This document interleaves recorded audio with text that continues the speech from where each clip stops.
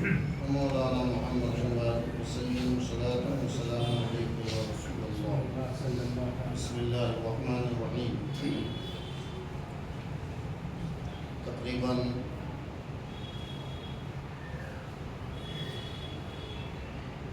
صلح حدیبیہ کی تمام تفصیلات آپ کے سامنے پیش کر دی گئیں.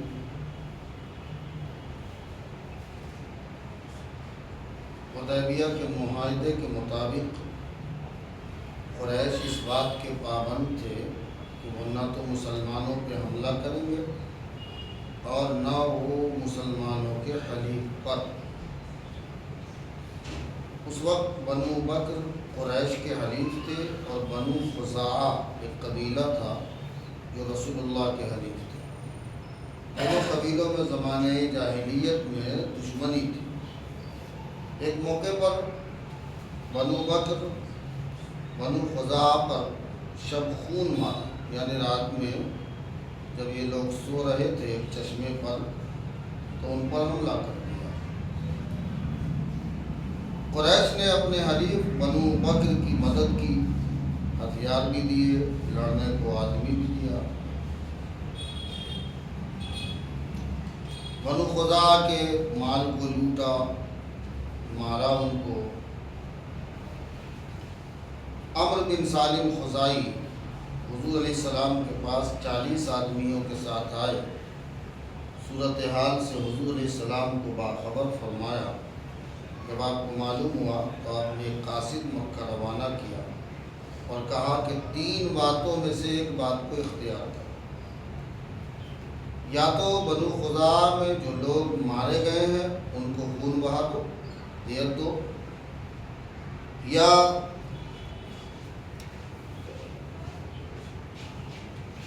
جو عہد ہوا ہے قبیلے سے اس سے علیحدگی اختیار کرو. تیسری چیز یہ ہے کہ یا تو معاہدہ جو حدیبیہ میں ہوا تھا اس سے اس کے منسوخ کرنے کا اعلان کرو.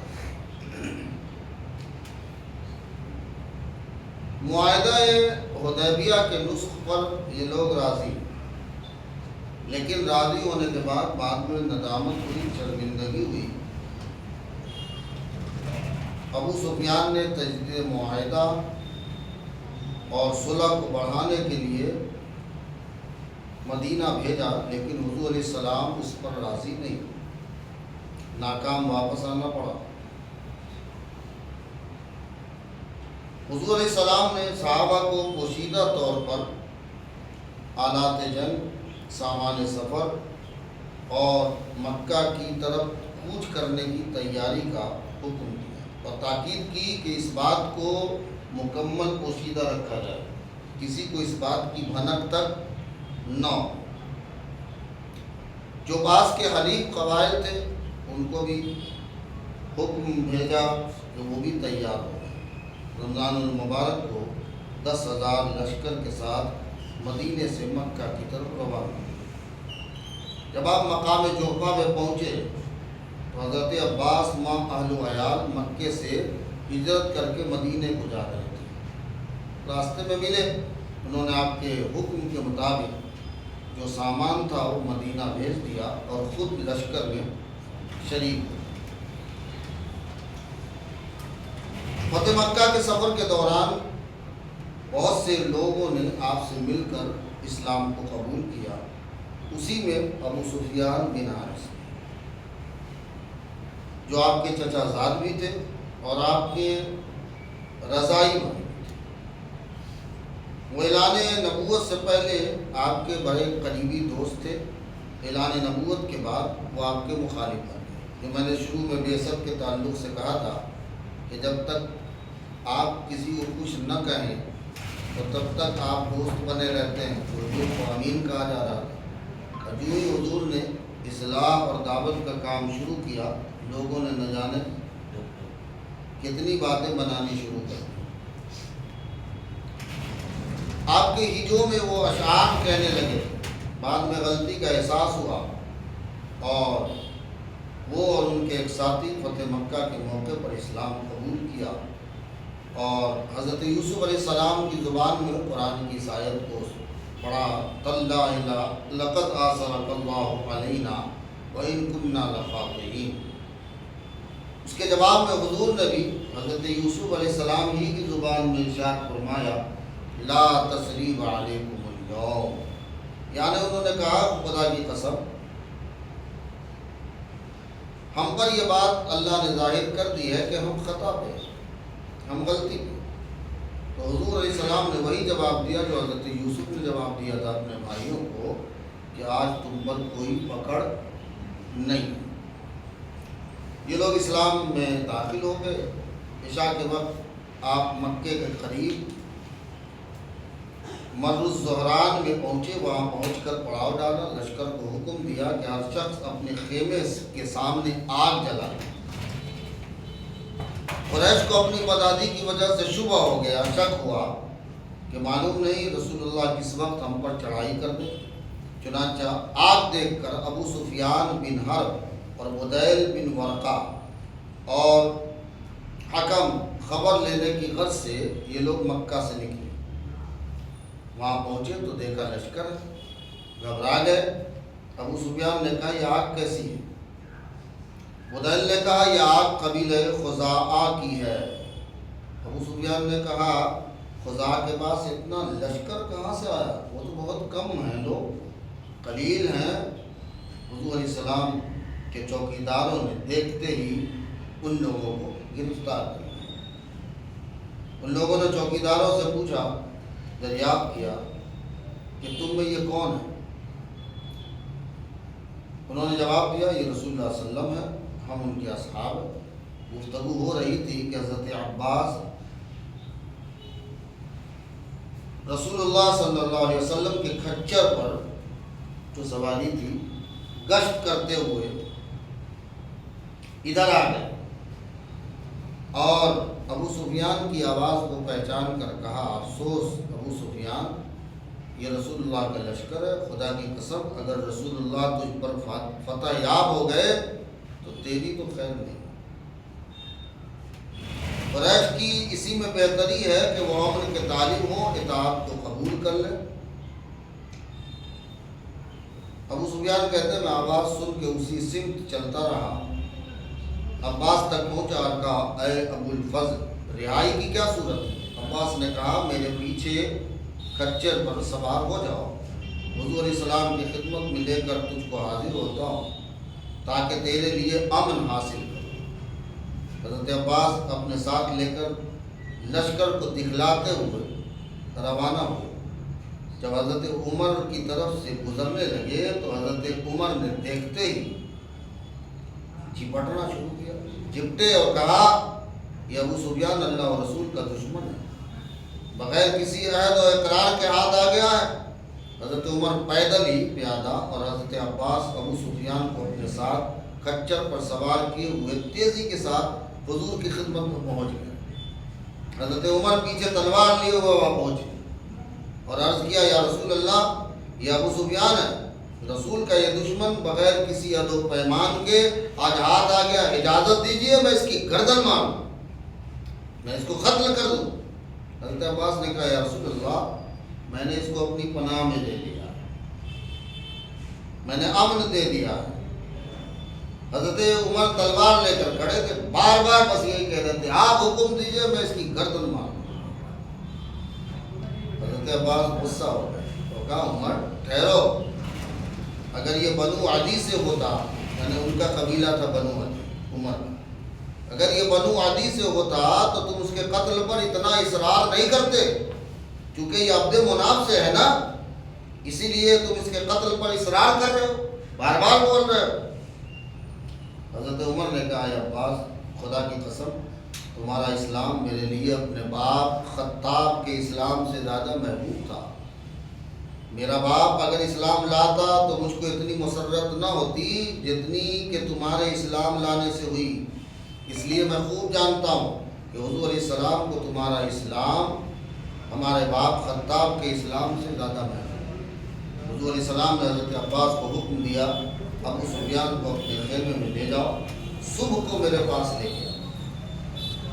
ابو سفیان رات پر حضرت عباس کے خیمے میں رہے اور حکیم بن حزام اور حذیل بن وقار نے اسی وقت فوراً حضور علیہ السلام کے پاس آ کر اسلام کو قبول کر لیا۔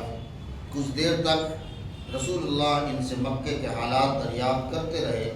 اسلام لانے کے بعد یہ دونوں مکہ واپس ہو گئے تاکہ اہل مکہ کو حضور علیہ السلام کی آمد کی اطلاع دیں۔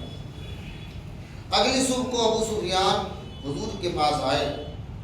حضرت عباس بن عبد المطلب بھی تھے ان کے ساتھ۔ ایک مکالمہ ہوا حضور علیہ السلام اور ابو سفیان کے درمیان، جو سیرت کی کتابوں میں بڑی تفصیل سے درج، یہاں میں اس کو بیان نہیں کروں گا کیونکہ آج مجھے بات مکمل کرنی ہے، اس لیے وقت کا لحاظ کرتے ہوئے میں یہاں اس کو تھوڑا سا اختصار سے کام لیتا ہوں۔ آخر کار ابو سفیان اسلام قبول کر لیا۔ یہ واقعہ مکہ کی سرحد پر پیش آیا، یعنی ابھی حضور علیہ السلام اور حضور کے صاحب مکے میں داخل نہیں ہوئے تھے۔ حضور علیہ السلام نے ابو سفیان کی عزت کا اعلان فرمایا کہ جو شخص ابو سفیان کے گھر میں داخل ہو وہ معمور، وہ محفوظ ہے۔ ابو سفیان نے کہا رسول اللہ میرے گھر میں سب آدمی کہاں سے آ جائیں گے؟ پورا مکہ میرے گھر میں کیسے آ جائے؟ آپ نے فرمایا جو شخص مسجد حرام میں داخل ہو جائے وہ بھی معمور، وہ بھی محفوظ۔ ابو سفیان نے پھر کہا مسجد حرام میں اتنی کافی جگہ نہیں ہے کہ سب لوگ آ جائیں۔ آپ نے فرمایا جو شخص اپنا دروازہ بند کر لے گا وہ بھی معمول اور محفوظ۔ ابو سفیان نے کہا اب ٹھیک ہے، اب مسئلہ ٹھیک ہے۔ اگلے دن حضور علیہ السلام مرو الزہران سے مکہ کے لیے روانہ ہوئے۔ آپ کے ساتھ 10,000 صحابہ کا لشکر تھا۔ یہ تعداد غیر معمولی تھا، بہت تھا اس زمانے کے لحاظ سے۔ جب لشکر مکے کے قریب پہنچا تو ایک دستے کے سردار تھے حضرت سعد بن عبادہ انصاری رضی اللہ تعالیٰ، وہ جوش میں آ گئے۔ جیسے جلوس میں نہیں ہمارا نوجوان سب جوش میں آ جاتا ہے، تو جوش میں آ گئے۔ انہوں نے کہا الیوم یوم الملحمہ، الیوم تستحل الکعبہ، آج کا دن تو لڑائی کا دن ہے، خون بہانے کا دن ہے، گھمسان کا دن ہے، آج کعبے میں قتل و قتال حلال ہو گیا۔ تو جوش میں آ گئے۔ حضور علیہ السلام نے اس نعرے کو پسند نہیں فرمایا اور ارشاد فرمایا الیوم یوم المرحمہ کذب سعد ولکن ھذا یوم یعظم اللہ فیہ الکعبہ، آج کا دن رحمت کا دن ہے، آج کا دن معافی کا دن ہے، آج کا دن سلامتی کا دن ہے۔ سعد نے جو کہا وہ غلط کہا ہے، آج کے دن اللہ کعبے کو عزت عطا فرمائے گا۔ یہ جملہ پیغمبر کا تھا۔ سعد بن عبادہ اس وقت علم اٹھائے ہوئے تھے، جھنڈا انہی کے ہاتھ میں تھا۔ اس کی سزا حضور نے یوں دی، حکم دیا کہ اس سے علم کو لے لیا جائے اور پھر ان کے ہی بیٹے قیس بن سعد کو یہ علم سونپ دیا گیا۔ ابو سفیان اس وقت مکے کے سردار تھے، آپ نے پہلے بھی پڑھ لیا ہے۔ حضور علیہ السلام اور آپ کے ساتھ آنے والے اس لشکر کو دیکھ کر ہیبت طاری ہوئی۔ وہ چل کر تیزی سے پہلے مکہ پہنچے۔ مکے میں لوگوں کے سامنے یہ اعلان کیا کہ محمد ایک ایسے لشکر کے ساتھ آ رہے ہیں جس کے مقابلے کی ہم میں کوئی طاقت نہیں ہے، تم لوگ اسلام قبول کر لو، سلامتی میں رہو گے۔ جو شخص مسجد حرام میں داخل ہو جائے گا وہ اس کے لیے امن ہے، جو شخص میرے گھر میں داخل ہو جائے گا اس کے لیے امن ہے، اور جو بھی اپنے گھر کا دروازہ بند کر لے گا یا ہتھیار ڈال دے گا اس کو بھی امن ہے۔ جو حضور نے کہا تھا اسی کو انہوں نے دوبارہ وہاں جا کے کہہ دیا۔ کعبے کی طرف حضور علیہ السلام اور اصحاب بڑھے۔ اس وقت اونٹنی پر آپ سوار تھے۔ تواضع کے تحت آپ کی گردن تھوڑا زیادہ جھکی ہوئی تھی، اتنی کہ آپ کی داڑھی کے جو بال تھے وہ کجاوے سے لگ رہے تھے، اتنی زیادہ جھکی ہوئی۔ صحابہ کو آپ نے سختی سے یہ حکم دیا تھا کہ تم لوگ کسی سے جنگ کی ابتدا نہیں کرنا، کوئی تم سے تعرض کرے جو شخص تو وہ جو تعرض کرے گا اس سے لڑنا ہے، مگر ہمیں کبھی آگے بڑھ کے کسی سے حرم میں لڑنا نہیں۔ خانہ کعبہ میں پہنچے۔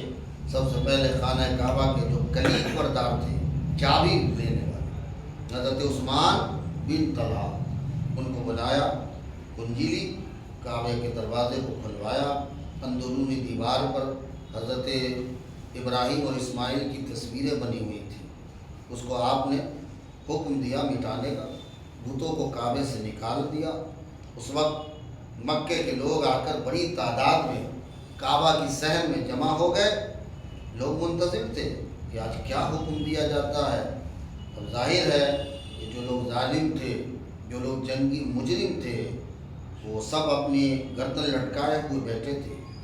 آپ نے کعبے کے دروازے پہ کھڑے ہو کے خطبہ دیا، لا الہ الا اللہ وحدہ لا شریک لہ صدق وعدہ ونصر عبدہ وہزم الاحزاب وحدہ۔ اللہ ہی معبود ہے، اس کا کوئی شریک نہیں، اس نے اپنا وعدہ سچ کر دکھایا، اس نے اپنے بندے کی نصرت اور مدد کی ہے، اور گروہوں کو اللہ تعالی نے تنہا شکست عطا کی۔ حضور علیہ السلام نے مکہ کے لوگوں سے کوئی انتقام اور بدلہ نہیں لیا، ان کے لیے عام معافی کا اعلان کیا۔ اس کا اثر یہ ہوا کہ لوگ مکمل طور پر اسلام میں داخل ہو گئے۔ مکے میں جو اس سے پہلے مشرکین کا شہر تھا، اب وہ شہر موحدین کا شہر بن گیا، اب وہ مومنین کا شہر بن گیا۔ خطبے سے فارغ ہو کر آپ مسجد میں بیٹھ گئے، اس وقت بیت اللہ کی کنجی آپ کے ہاتھ ہی میں تھی۔ حضرت علی نے کھڑے ہو کے کہا، یا رسول اللہ یہ کنجی ہم کو دے دیجیے۔ آپ نے کوئی جواب نہیں دیا، بلکہ فرمایا عثمان بن طلحہ کہاں، یعنی جن سے چابی لی تھی، کہاں ہے؟ سامنے آئے۔ آپ نے بیت اللہ کی کنجی انہیں دے دی اور فرمایا آج وفا اور صلہ رحمی کا دن ہے، کیونکہ یہ چیز تم سے ہم نے لی تھی، اس لیے یہ واپس بھی تمہیں ہی لوٹا۔ ظہر کی نماز کا وقت آیا، آپ نے بلال کو حکم دیا کہ کعبے پہ چڑھ جاؤ اور چڑھ کے اذان دو۔ بلال نے جب کعبے پہ چڑھ کے اذان دی تو قریش کو بڑا تعجب ہوا، کیونکہ حضرت بلال سیاہ فام حبشی تھے۔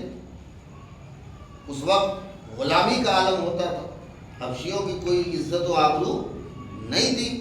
سیاہ فام کا کعبے کی چھت پہ چڑھنا قریش کے لیے ناقابل فہم تھا، اس لیے آپ نے عملی صورت میں یہ اعلان فرمایا کہ دیکھو شرف اور عزت کا تعلق رنگ سے نہیں ہے بلکہ دین اور تقویٰ سے۔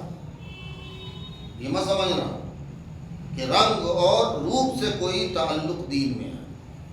حضرت بلال نے کعبے کی چھت پہ چڑھ کے اذان دی، اور چند نوجوان ایسے تھے جو حضرت بلال کی نقل اتارنے لگے۔ انہیں میں ایک بچہ تھا ابو منظورہ، وہ تھوڑی نقل اچھی کر رہا تھا، نقل اچھی کر رہا تھا، تو وہاں تو مقصود مذاق اڑانا تھا، چھوٹے بچے تھے۔ حضور علیہ السلام نے اس کو بلوایا، اب وہ خوف زدہ ہوئے، شاید کوئی گستاخی ہو گئی، اب تو سزا بھگتنی پڑے گی۔ حضور علیہ السلام نے حکم دیا دوبارہ اذان دو۔ اس کو کیا کہا؟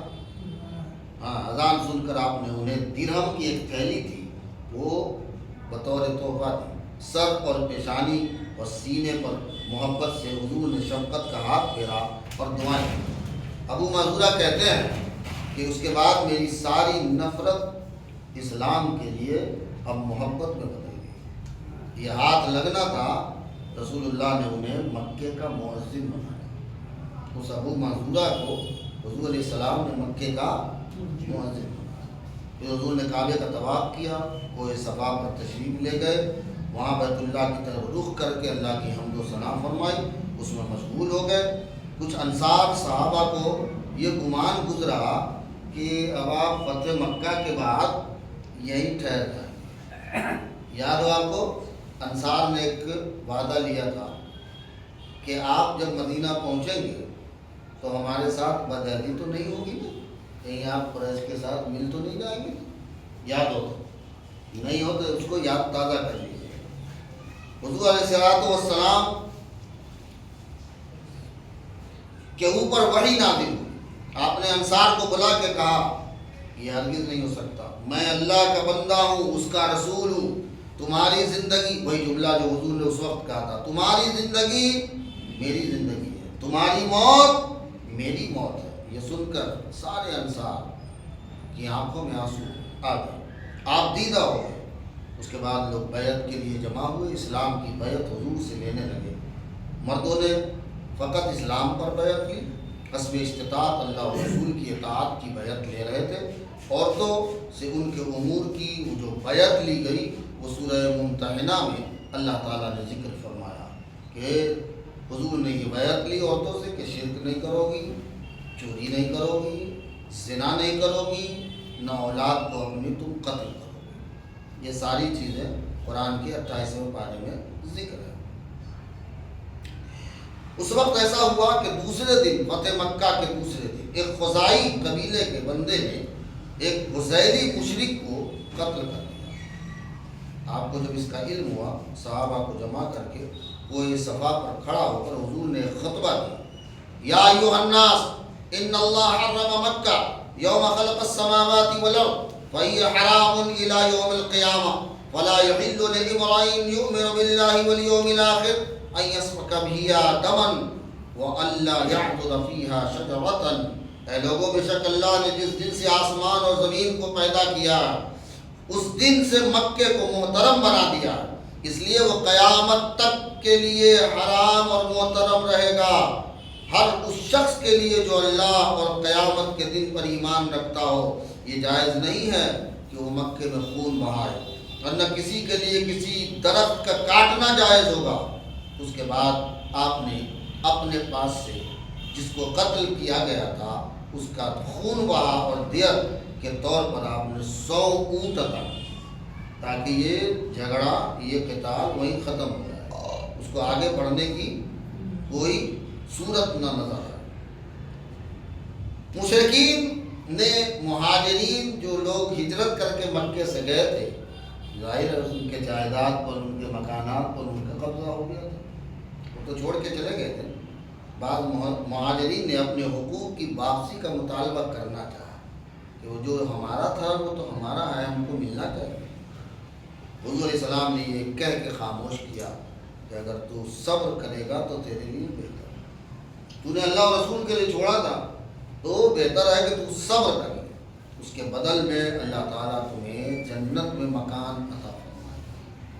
یہ آپ نے فرمایا جو اللہ کی راہ میں مال جا چکا ہے اس کی واپسی پسند نہیں کرتا۔ خود اپنے مکان کا آپ نے کہیں پر کوئی ذکر نہیں کیا، وہاں تو حضور کا بھی مکان تھا نا، تو حضور نے بھی کہیں پر کوئی اپنے مکان کا ذکر تک نہیں کیا۔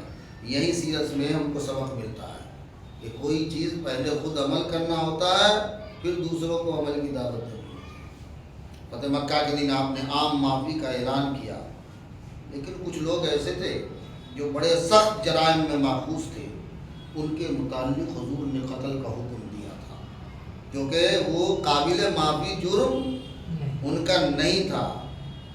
روایت میں اختلاف ہے کہ کتنے تھے، 15 یا 16 الگ الگ روایتوں میں آیا ہے، جن میں 15-16 میں بھی چند ہی کو قتل کیا گیا، باقی سب کو بھی معاف کر دیا گیا، درگزر کیا گیا۔ وہ لوگ اسلام لائے، اسلام لانے والوں اور جاں بخشی کیے جانے والوں میں نام ہے اکرمہ بن ابو جہل کا بیٹا، کعب بن زہیر، وحشی بن حرب جو حضرت حمزہ کو قتل کیا تھا اس غلام نے، ہندا ابو سفیان کی جو بیوی تھی، حبار بن الاسود، یہ وہ سب لوگ تھے کہ جن لوگوں کو پیغمبر صلی اللہ علیہ وآلہ وسلم نے جن کا نام آ چکا تھا کہ انہیں قتل کرنا ہے، تو بھی آپ نے ان کو کیا کیا، معاف کر دیا اور عام معافی کا اعلان کر دیا۔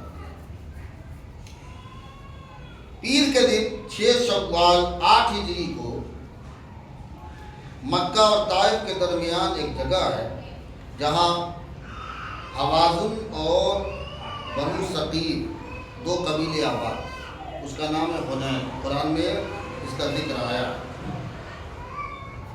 یہاں کے لوگ نہایت ہی جنگجو اور تیر انداز تھے۔ فتح مکہ کے بعد انہیں اپنے بارے میں خوف پیدا ہوا، انہوں نے آپس میں مشورہ کر کے یہ طے کیا کہ قبل اس کے کہ مسلمان ہم پر حملہ کرے ہمیں خود حملہ کر لینا چاہیے۔ چنانچہ اس کا سردار مالک بن عوف نظری 20,000 کا لشکر لے کر مسلمانوں پر حملہ کرنے چلا گیا۔ حضور کو اطلاع پہنچی، عبداللہ بن ابی حدر اسلمی کو حضور علیہ السلام نے تحقیق حال کے لیے روانہ کیا، جنگی تیاری کی اطلاع دی، آپ نے مقابلہ شروع کیا۔ 8 ہجری کو 8 شوال کو حضور علیہ السلام نے 12,000 آدمیوں کے ساتھ مکے سے روانہ ہوئے، حنین کا ارادہ کیا۔ 12,000 کا یہ لشکر جب حنین کی طرف بڑھ رہا تھا تو کسی صحابی کی زبان سے کثرت تعداد کے پیش نظر یہ فخریہ جملہ نکل گیا، لن نغلب اليوم من قلہ، تعداد کی کمی کی وجہ سے ہم آج ہرگز مغلوب نہیں ہوں گے، تعداد کی کمی کی وجہ سے آج ہم ہارنے والے نہیں ہیں۔ اس جملے میں چونکہ فخر تھا، ناز تھا، تو اب یہ جو جذبہ شامل تھا وہ اللہ کو پسند نہیں ہے۔ تکبر کے جملے اللہ کو پسند نہیں۔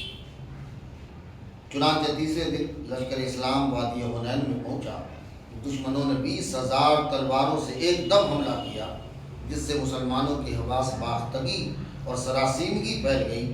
صرف 12 جانصار آپ کے پہلو میں رہ گئے، حضور علیہ السلام۔ جو لوگ مکہ آئے تھے وہ اچانک جب ہزیمت ہوئی، منہ کی کھانی پڑی، چیمی گوئیاں کریں۔ ابو سفیان نے کہا اب یہ ہزیمت دریا سے پہلے نہیں تھمتی۔ خلدہ بن حنبل نے خوشی سے چلا کے کہا کہ آج سحر کا، صبح کے نمودار ہونے کا خاتمہ ہوا۔ اس وقت رسول اللہ صلی اللہ علیہ وسلم اپنے خچر پر سوار تھے تو بلند آواز سے کہہ رہے تھے، انا النبی لا کذب، انا ابن عبد المطلب، میں نبی ہوں کہ اس میں کوئی جھوٹ نہیں ہے، میں تو عبد المطلب کا بیٹا ہوں۔ حضرت عباس نے آپ کے حکم سے مہاجر و انصار کو آواز لگائی، یا معاشر الانصار، یا اصحاب الثمرہ، اے گروہ انصار، اے کیکر کے درخت کے نیچے بیعت کرنے والوں، بیعت رضوان کرنے والوں، سن کر اس آواز کو سب لوگ آپ ارد گرد جمع ہو گئے۔ آپ نے دوبارہ حکم دیا حملہ کرنے کا۔ لشکر اسلام نے پوری قوت اور ہمت کے ساتھ پھر سے دوبارہ حملہ کیا اور نتیجے میں دشمنوں کے پاؤں اکھڑ گئے اور میدان چھوڑ کے بھاگنے لگے۔ مقام اوتاس میں اور کچھ لوگ بھاگے اور کچھ نے مقام نخلا میں پناہ لی۔ اللہ تعالیٰ نے قبیلہ حوازن کے اور قبیلہ ثقیف کے لوگوں پر اسلام کو فتح عطا فرمائی، اور جو قیدی اس وقت ہوئے تھے قبیلہ حوازن کے، جو قید کیے گئے تھے، تقریباً 6,000 لوگ تھے، حضور علیہ السلام نے ان سب کو چھوڑ دیا، اور یہ چھوڑنے کا فائدہ ہوا کہ بعد میں سب لوگ بخوشی اسلام کو ہوئے۔ پھر طائف کا مسئلہ آیا تو طائف کا محاصرہ ہوا، اور طائف کے محاصرے کے بعد یہ سارا مسئلہ پھر طائف کے لیے بنو ثقیف میں ہدایت کی روایت میں آتا ہے کہ حضور علیہ السلام نے، حضرت عمر نے حضور علیہ السلام سے کہا، یا رسول اللہ ان لوگوں کے حق میں بد دعا کر دیں۔ کیا کر دیجئے؟ بد دعا۔ آپ نے جواب دیا، اللہ نے ہم کو اس کی اجازت نہیں دی۔ آپ نے وہاں سے کوچ کا حکم دیا اور جاتے ہوئے کہا، اللہم اہد ثقیفہ وانت بہم، اے اللہ ثقیف کو ہدایت عطا فرما اور انہیں میرے پاس پہنچا دے۔ یہ دعا رسول کی، چنانچہ ایسا ہی ہوا، اور یہ قلعہ بعد کو خود بخود فتح ہو گیا۔ سبھی لوگ مدینہ آ کر حضور کے ہاتھ پر اسلام پر بیعت کر۔ پھر ایک سریہ ہوا جو محرم الحرام میں 9 ہجری کو ہوا۔ یہاں میں سمجھتا ہوں کہ اس کی وضاحت کی کوئی ضرورت نہیں ہے۔ پھر باس ولید بن عقبہ ہوا، یہ بھی محرم الحرام 9 ہجری کو ہوا۔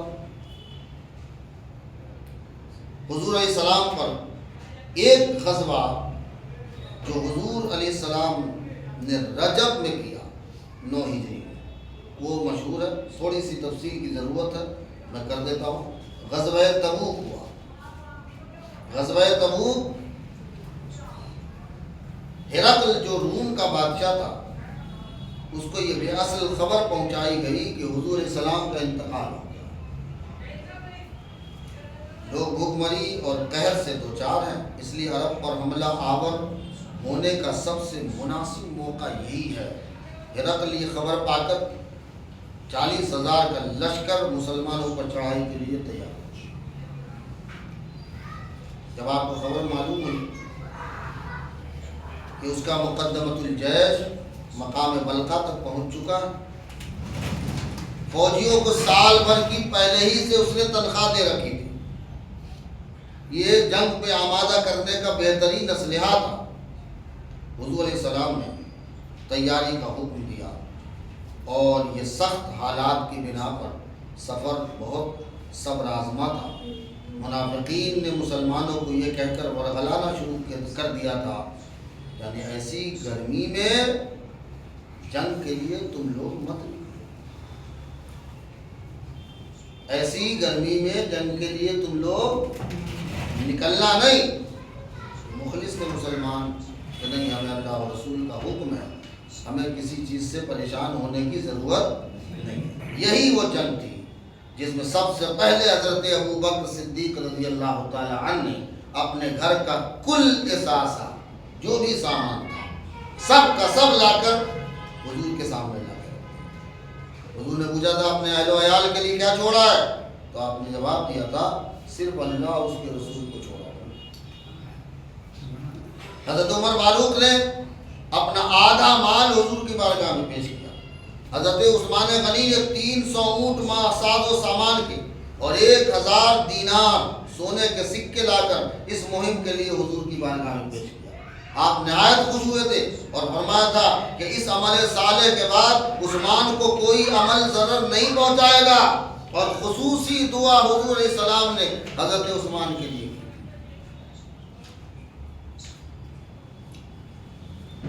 صحابہ کی جماعت ایسی بھی تھی، سفر پر جانے کے لیے تیار تو تھے لیکن زیادہ راہ نہیں تھا، سواری نہیں تھی، بھوکمری کا ماحول تھا، بہت غربت تھی، مجبور حال میں تھے۔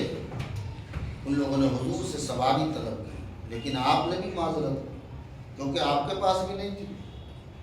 ظاہر ہے وہ لوگ روتے ہوئے واپس ہوئے تھے۔ انہی لوگوں کے متعلق قرآن عظیم میں ایک آیت اتری تھی جس کا ترجمہ آپ سن لیں۔ نہ ان لوگوں پر الزام ہے کہ جب تمہارے پاس آئے تم ان کو سواری دو، تم نے کہا میرے پاس کوئی چیز نہیں کہ تم کو اس پر سوار کر دوں، تو وہ اسی حال میں واپس ہوئے کہ ان کی آنکھوں سے آنسو جاری تھے، اس غم میں کہ انہیں کچھ میسر نہیں ہے جو وہ اللہ کی راہ میں خرچ کریں۔ یہ وہ جنگ تھی جس غزوے میں تقریباً تمام ہی لوگ شریک ہوئے تھے۔ 20 روز کے قیام کے بعد غزوہ تبوک سے مدینہ واپس آئے، اور پہنچ کر مدینہ آپ نے 2 افراد کو حکم دیا کہ وہ مسجد جو منافقین نے بنائی تھی نا، مسجد زرار، وہ سنا ہوگا آپ نے نا، ہاں، تو اس کو ڈھا دے جاؤ۔ یہ وہ مسجد تھی جو منافقین نے تیار کی تھی۔ تبوک کے لیے روانگی سے قبل منافقین نے آپ سے کہا تھا کہ آپ یہاں آ کر ایک مرتبہ نماز پڑھا دیجیے تاکہ اس میں برکت ہو۔ آپ نے فرمایا کہ جب میں تبوک سے واپس آؤں گا نا تب دیکھا جائے گا۔ پھر آنے کے بعد آپ نے اسے ڈھانے کا حکم دیا۔ تو چند افراد کے سوا تمام لوگ اس میں شریک ہوئے تھے، اور کچھ کے پاس شریک عذر تھا۔ البتہ 3 ایسے تھے کہ جنہوں نے بلا عذر اس میں شرکت نہیں کی تھی، ان کے پاس کوئی عذر نہیں تھا، اور جنہیں قرآن میں پیچھے رہ جانے والوں میں سے کہا گیا، اور ان لوگوں نے حضور السلام کے پاس آ کر اپنا قصور کا اعتراف کر لیا۔ انہوں نے مان لیا کہ ہماری غلطی تھی، اور ان لوگوں کو حکم دیا کہ 50 دن تک کوئی اس سے بات نہیں کرے، جس کو ہم نے یو پی بہار میں کہتے ہیں ناک سے باہر کر دو، کوئی اس سے ہم کلام نہیں ہوگا۔ 50 دن کے بعد وہی نازل ہوئی جس میں ان کے توبہ کی قبولیت کی بشارت اور خوشخبری، اور آپ نے حضرت کعب کو، جو ان 3 پیچھے رہ جانے والوں میں سے تھے، حضرت کعب کو مبارکباد دی اور کہا مبارک ہو تم کو یہ دن جو تمہاری زندگی کا سب سے بہتر دن ہے، کہ تمہاری معافی کا اعلان اللہ وحدہ لا شریک طرف سے؟ حضرت کعب نے کہا یا رسول اللہ، اللہ نے مجھ کو محض سچ کی وجہ سے نجات دی، یعنی میں سچ چاہتا ہوں، میں نے کھل کے اپنا اعتراف کر لیا کہ ہم سے غلطی ہوئی، اس لیے میں توبہ کا تکملہ سمجھتا ہوں کہ تا دم حیات اب کبھی میں جھوٹ نہیں بولوں گا۔ 9 ذوالقعدہ کو حضور علیہ السلام نے حضرت ابوبکر رضی اللہ عنہ کو حج کا امیر بنایا، اور 300 آدمی مدینے سے ابوبکر صدیق کے ساتھ چلے، قربانی میں 20 اونٹ ان کے ساتھ تھے، ان کے ذمے یہ کام تھا قرآن کی 40 آیتیں جو براعت کے طور پر نازل ہوئی تھیں وہاں ان کا اعلان کر دیں، لیکن پھر آپ نے اپنے فیصلے میں تبدیلی کی اور اعلان کر کے اس بات کو تھوڑا دوبارہ کیا اور حضرت علی کو اعلان کے لیے منتخب کیا۔ اسی سال نجاشی شاہ حبشہ کا انتقال ہوا، بذریعہ وحی حضور کو اطلاع دی گئی، آپ نے صحابہ کو جمع کیا اور غائبانہ نماز جنازہ اس شاہ حبشہ کی حضور علیہ السلام نے ادا کی۔ اسی سال سود کی حرمت کا حکم بھی نازل ہوا، اور 1 سال بعد حجۃ الوداع کے موقع پر اس کی حرمت کا عام اعلان پیغمبر صلی اللہ علیہ وسلم نے فرما دیا۔ پھر 10 ہجری کو عام الوفود ہوا، یعنی یہ فتح مکہ کے بعد 9 اور 10 ہجری میں کثرت سے اس قسم سے وفد نہیں آئے تھے کہ لوگ جوق در جوق اسلام میں داخل ہو جائے۔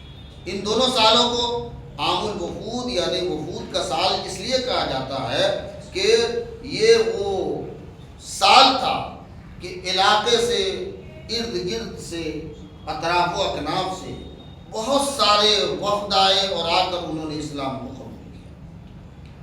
وفد حوازن یہ مکے کے بعد فتح مکہ کے بعد پہلا وفد تھا جو حضور کی خدمت میں حاضر ہوئے، 14 لوگ اس میں شامل تھے، اس میں آپ کے رضائی بھائی بھی تھے، حلیمہ سعدیہ اسی قبیلے سے تھی، ان لوگوں نے اس نسبت سے آپ اسی قبیلے کے لوگوں کی گود میں پلے بڑھے ہیں، شفقت و مروت کی حضور نے درخواست کی، موقع پر کچھ اشعار بھی پڑھے گئے، عزت کا معاملہ بھی پیش کیا گیا۔ پھر وفد ثقیف آیا رمضان میں 9 ہجری میں، یہ وفد اسلام قبول کرنے اور بیعت کے لیے مدینہ آیا۔ یہ وہی لوگ تھے جو محاصرہ طائف کے موقع پر قلعہ بند ہو گئے تھے، اب انہوں نے آپ کی اطاعت قبول کر لی۔ آپ علیہ السلام نے جب بیعت کا وقت آیا تو دوسرے قبائل سے، چونکہ قبیلہ ثقیف جو ہے وہ اس کا معاملہ مختلف تھا، تو انہوں نے کہا کہ وہ ایمان لائیں گے لیکن ان کے اوپر صدقہ نہیں ہو، نہ ان کے اوپر جہاد ہو۔ کس شرط پر کہا اسلام قبول کریں گے؟ کہ صدقہ نہیں دیں گے اور جہاد نہیں کریں گے۔ حضور علیہ السلام نے پھر بھی بیعت لی، پھر بھی حضور نے حامی بھر لی، کہا اسلام قبول کرو۔ بعض صحابہ کو تعجب ہوا، اظہار بھی کیا۔ جب وہ اسلام میں، حضور نے فرمایا جب وہ اسلام میں داخل ہو جائیں گے تو دیکھنا وہ صدقہ بھی دیں گے اور جہاد بھی کریں گے۔ ابھی شروع وقت ہے، تھوڑا سا آسانی دے دو، کوئی فرق نہیں پڑتا۔ اس طرح وفد عبد القیس آیا، وفد نجران آیا جو عیسائیوں کا وفد تھا، اور ان لوگوں نے مختلف مسائل پر گفتگو کی جس میں حضرت عیسیٰ علیہ السلام کی الوہیت اور آپ کے خدا ہونے کا مسئلہ سامنے رکھا، اور حضور علیہ السلام نے ان کو وضاحت سے سمجھایا، اور اس وضاحت کے بعد سورہ آل عمران کی ابتدائی آیتیں اللہ تعالیٰ نے نازل فرمائی۔ پھر حجۃ الوداع 9 ہجری میں خانہ کعبہ چونکہ جاہلیت کے مراسم سے پاک ہو چکا تھا اس وقت، اب وقت آ گیا تھا کہ حضور فریضہ حج کو خود عملی طور پر ادا کریں تاکہ لوگ آپ کو دیکھ کر حج کے احکام اور حج کے مناسک کو جان لیں، یہ اس کی ضرورت تھی۔ آپ نے ذی قعدہ 9 ہجری کو سفر حج کیا، اطراف و اکناف میں منادی کرا دی، حج کرنے والے اس سال میں، چنانچہ حضور علیہ السلام 25 ذی قعدہ کو مدینے سے روانہ ہو۔ صحابہ کی کثیر جماعت تھی، جو میں نے آپ کو پہلے بھی بتایا تھا، 1,00,000 کی افراد پر مشتمل تھا، جو آگے چل کر دھیرے دھیرے بڑھتا گیا اور 1,25,000 اخیر میں ہو گیا۔ 4 ذی الحجہ کو آپ مکہ میں داخل ہوئے، مناسک حج ادا کیا۔ اس کے بعد میدان عرفات میں حضور علیہ السلام نے ایک طویل خطبہ دیا۔ وہ طویل خطبہ من و عن میں پیش کر دیتا ہوں۔ اے لوگو، جو میں کہتا ہوں اس کو سنو، شاید اگلے سال تم سے ملنا نہ ہو۔ اے لوگو، تمہاری جانیں اور آبرو اور اموال آپس میں ایک دوسرے پر حرام ہیں، جیسا کہ یہ دن، یہ مہینہ، یہ شہر حرام ہے۔ جاہلیت کے تمام امور میرے قدموں کے نیچے ہیں۔ جاہلیت کے تمام خون میں معاف کرتا ہوں۔ سب سے پہلے ربیعہ بن حارث کا خون جو بنی حذیل پر ہے، اس کو میں معاف کرتا ہوں۔ جاہلیت کے تمام سود ساکت ہو گئے۔ تمام تمہارے لیے صرف راس المال رہے گا، اصل مال رہے گا۔ سب سے پہلے اس سلسلے میں عباس بن عبد المطلب کا ربا اور سود کو ساکت کرتا ہوں۔ اس کے بعد آپ نے زوجین کے باہمی تعلقات، شوہر و بیوی کے حقوق کے متعلق ہدایات فرمائی۔ پھر فرمایا، میں تمہارے درمیان ایسی محکم چیز چھوڑے جاتا ہوں کہ اگر تم اس کو مضبوطی سے تھامے رہو گے تو کبھی گمراہ نہ ہوگے۔ یہ اللہ کی کتاب ہے اور اس کے رسول کی سنت ہے۔ ایک روایت میں ہے، یہ اللہ کی کتاب ہے اور میری اطرت اور اہل بیت ہے۔ آگے صحابہ کو مخاطب کرے ہوئے فرمایا، قیامت کے دن تم سے میرے متعلق سوال ہوگا، تم کیا جواب دو گے؟ صحابہ نے جواب دیا، ہم گواہی دیں گے کہ آپ نے ہم تک اللہ کا پیغام پہنچا دیا، خدا کی امانت ادا کر دی اور امت کی خیر خواہی کی۔ حضور علیہ السلام نے 3 بار انگشت شہادت سے آسمان کی طرف اشارہ فرمایا اور اشارہ کر کے کہا، اللہم اشہد، اللہم اشہد، اے اللہ گواہ ہے، اے اللہ گواہ ہے، اے اللہ گواہ ہے۔ خطبے سے فارغ ہوئے، حضرت بلال نے ظہر کی اذان دی۔ ظہر اور عصر دونوں نمازیں ایک ہی وقت میں ادا کی گئی۔ اس کے بعد آپ نے اللہ تعالیٰ کی حمد و ثنا، شکر اور استغفار میں مشغول ہونا مناسب سمجھا۔ اسی درمیان قرآن کی آیت نازل ہو گئی، الیوم اکملت لکم واتممت علیکم نعمتی الیوم اکملت لکم دینکم۔ میں نے آج تمہارے لیے پیغمبر تمہارا دین مکمل کر دیا اور اپنی نعمت تم پر پوری کر دی اور دین اسلام کو تمہارے لیے پسند کر لیا۔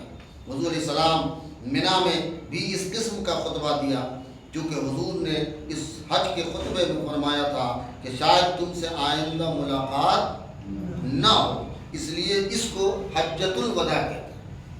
آپ کو سمجھ میں آیا حجۃ الوداع کہنے کا مطلب؟ کہ حضور نے کہا تھا کہ آئندہ ہو سکتا ہے ہماری تمہاری ملاقات نہ ہو، تو وداع بول دو نا، یہ کیا ہے؟ وداع کا خطبہ ہے، وداع کا جمعہ ہے، بولو جمعۃ الوداع ہے، یعنی پھر ملے یا نہ ملے۔ آخری ذی الحجہ میں مدینے کے لیے واپسی ہوئی، جبریل کی آمد ہوئی، آپ کے پاس جبریل آئے، 2 زانو ہو کر بیٹھ گئے، جو آپ بخاری کی وہ حدیث پڑھتے ہیں۔ وہ تفصیل میں نہیں جاؤں گا، آج ہم کو بات پوری کرنی ہے۔ ایمان احسان اور قیامت کے متعلق حضرت جبریل نے حضور سے سوال کیے، آپ نے جواب دیا، اٹھ کے چلے گئے۔ آپ نے صحابہ سے مخاطب ہو کر فرمایا، تم جانتے ہو کون تھے؟ پھر فرمایا، یہ جبریل امین تھے جو تم کو دین کی تعلیم دینے کی غرض سے تشریف لائے۔ حضرت اسامہ بن زید کو 11 ہجری کو 26 صفر المظفر کو رومیوں کے مقابلے کے لیے لشکر تیار کرنے کا حکم دیا۔ اب چونکہ اس میں حضور خود نہیں تھے، اس لیے اس کو سریہ کہتے ہیں۔ یہ آخری سریہ تھا۔ آپ نے اسامہ بن زید کو اس کا امیر مقرر کیا۔ اسامہ بن زید لشکر کے سپہ سالار مقرر ہوئے۔ بڑے جلیل القدر صحابہ کو اس لشکر میں شرکت کا حکم دیا۔ خود اپنے ہاتھوں سے نشان بنا کر، علم بنا کر حضرت اسامہ کو دیا تھا حضور نے۔ فوج کو اسامہ نے مقام جرب میں جمع کیا، لیکن یہاں سے آگے روانگی سے قبل رسول اللہ کی وفات کی خبر معلوم ہوئی۔ ان کو معلوم ہوا کہ حضور علیہ السلام اس دنیا سے ظاہری طور پر گزر چکے ہیں۔ اس وصل یار کی خبر سن کر وہ لوگ واپس آ گئے۔ حضرت ابوبکر صدیق جب خلیفہ ہوئے تو سب سے پہلا کام یہی کیا، باوجود مخالفت کے، کہ وہ جیش اسامہ کو روانہ کیا۔ وہ جو حضور نے بھیجا تھا اس کو روانہ کیا، اور جرف تک خود انہیں چھوڑنے گئے، جہاں سے واپس آئے تھے مقام جرف سے، حضرت ابوبکر خود وہاں تک ان کو چھوڑنے گئے اور کہا کہ نہیں، جس لشکر کو رسول اللہ نے بھیجا تھا ہمیں یہ حق نہیں ہے کہ ہم اس کو روکیں، یہ حضور کا بھیجا ہوا لشکر ہے۔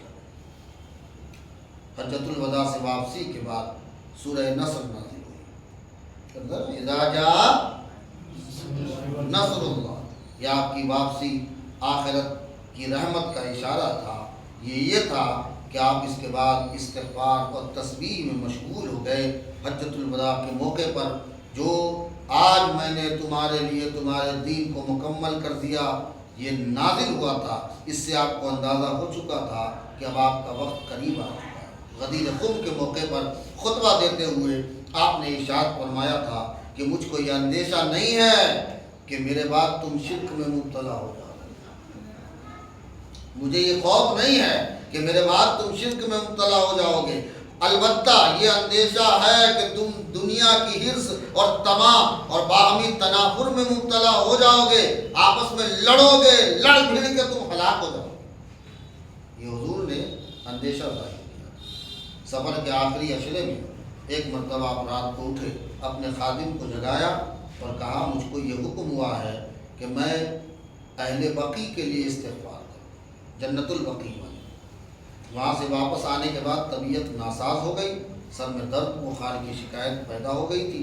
جب مرض کی شدت بڑھی تو ارشاد فرمایا کہ 7 مشقیں پانی میرے سر پہ ڈالو۔ میرے سر پہ کتنی مشق ڈالو؟ 7 مشقیں۔ چنانچہ حسب حکم سر پر پانی مشقیں ڈالی گئی۔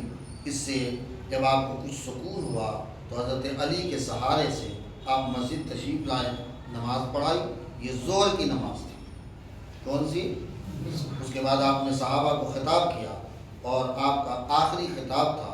اس خطاب میں دیگر باتوں کے علاوہ آپ نے جو ارشاد فرمایا وہ یہ کہ لعنت ہو اللہ کی یہود، لعنت ہو اللہ کی یہود اور نصارہ پر جنہوں نے اپنے پیغمبروں کی قبروں کو سجدہ گاہ بنا لیا۔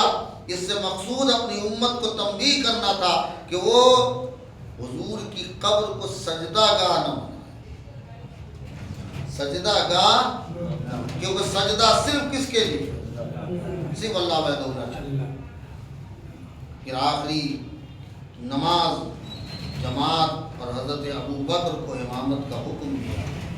جب طاقت نہ رہی، جب تک طاقت تھی آپ مسجد تشریف لے جا رہے تھے، پڑھا رہے تھے نماز۔ آخری نماز مغرب کی نماز تھی، جس کے 4 روز بعد آپ کا انتقال ہوا۔ عشاء کے وقت آپ نے دریافت فرمایا کیا لوگ نماز پڑھ چکے ہیں؟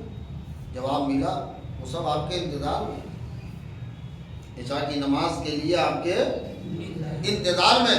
آپ نے متعدد مرتبہ اٹھنے کی کوشش کی، چاہا کہ اٹھوں، لیکن شدت مرض کی وجہ سے آپ اٹھ نہیں پاتے تھے۔ آخر کار آپ نے فرمایا ابوبکر کو میری طرف سے کہو کہ وہ لوگوں کو نماز پڑھائیں۔ چنانچہ حضرت ابوبکر نے نماز پڑھائی۔ حضور ابھی تھے، وفات ہوئی نہیں تھی۔ حضور نے حکم دیا کہ ابوبکر کو کہو نماز پڑھائے، اور حضرت ابوبکر نے نماز پڑھائی۔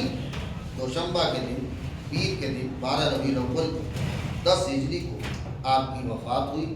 اس دن صبح کو آپ نے حجرے کا پردہ اٹھایا، دیکھا کہ لوگ سب باندھے ہوئے نماز میں مشغول ہیں صبح کی۔ اس کو دیکھ کر آپ نہایت ہی خوش ہوئے۔ اسی دن آپ پر نزاع کی کیفیت طاری ہوئی۔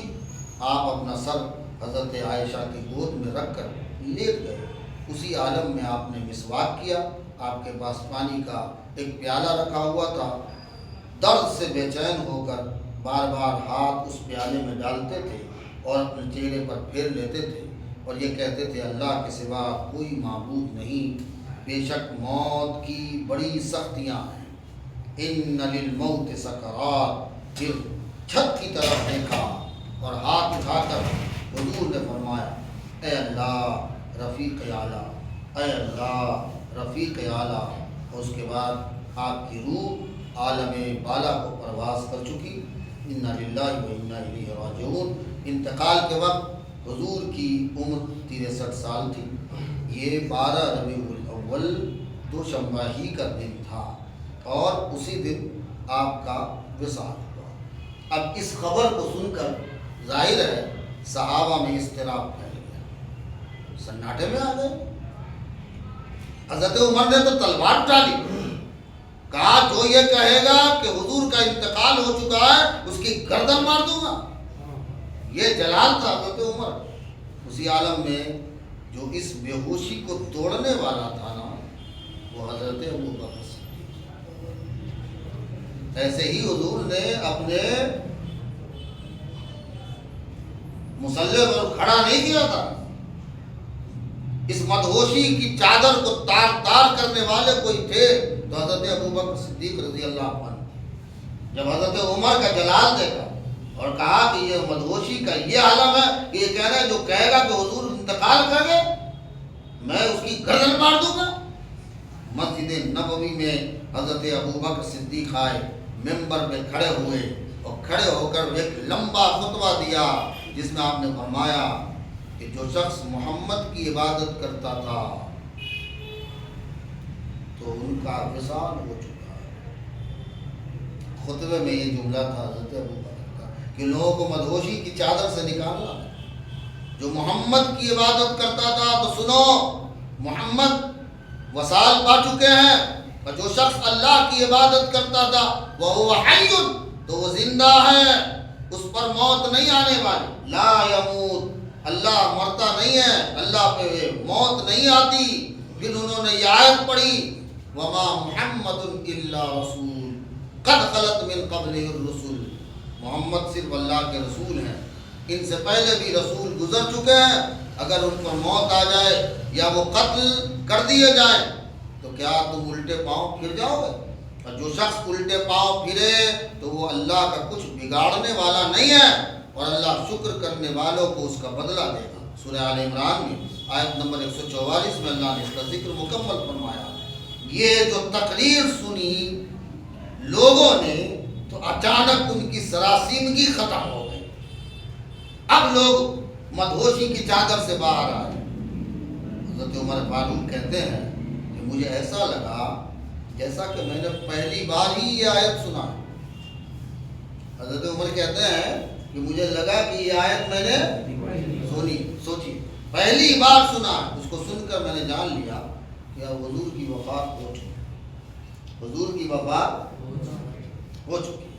اسی درمیان یہ خبر ملی کہ انصار ثقیفہ بنی ساعدہ میں جمع ہو رہے اور آپ کی جانشینی کے متعلق بحث اور مشورہ کر رہے ہیں، اور سعد بن عبادہ کے ہاتھ پر یہ لوگ بیعت کرنا چاہتے ہیں۔ حضرت ابوبکر صدیق اور حضرت عمر وہاں گئے، کچھ بحث و مباحثہ ہوا، کچھ صلاح و مشورے کیے گئے۔ اس کے بعد یہ طے کیا گیا کہ ابوبکر صدیق خلیفہ اور رسول اللہ کے پہلے جانشین ہوں گے۔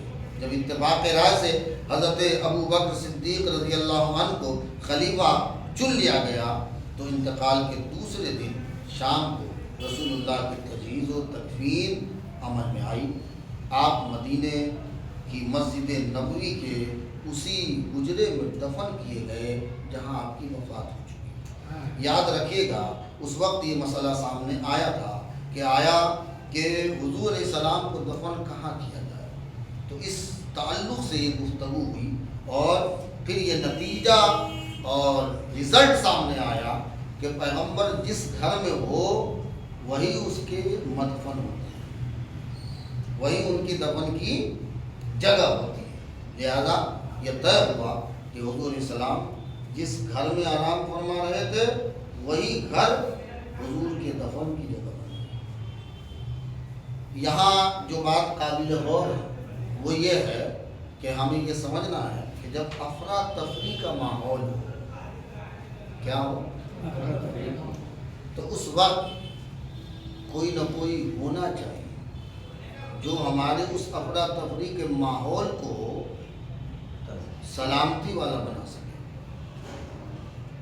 کوئی نہ کوئی ہونا چاہیے، اور یہ خیال رہے کہ جو ایسا کرے اس کے اندر بھی حکمت بالغہ ہو۔